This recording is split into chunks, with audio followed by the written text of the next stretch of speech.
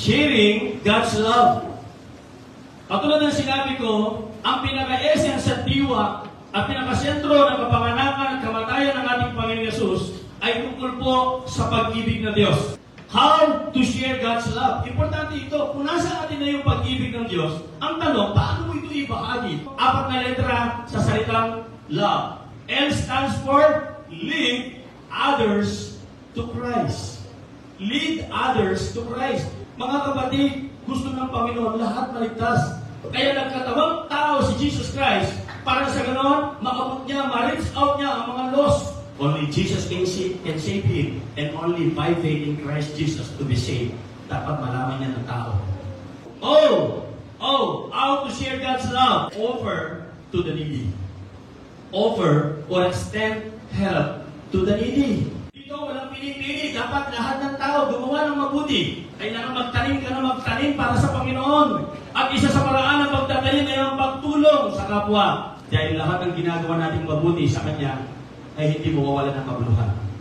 Kaya mga kapatid, to share God's love, lalo na every day in our lives, share God's love. Lead others, lead the lost to Christ, offer help to the needy.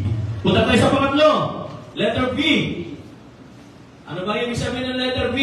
Let us value others. Let us value other people. Let us value one another.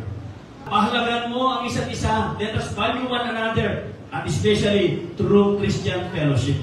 Di ba pag mahalaga sa iyo ang kapatid mo, pag mahalaga ang isa't isa sa atin, di po ba gusto natin sama-sama tayo lagi? Mahirap kung mag-isa, napakahirap kung ikaw ay nag-iisa lang na sa spiritual.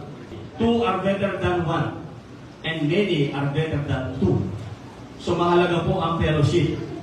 Kaya kailangan value one another.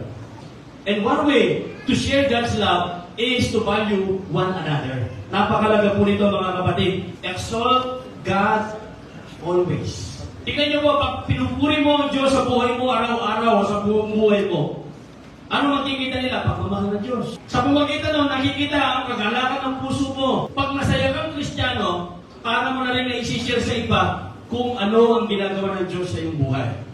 So kailangan lead others to Christ, offer help to the needy, value one another, especially to one another Christians. Sa ating mga Kristiyano, kailangan let us value one another, let us continue doing Christian fellowship, and exalt God always.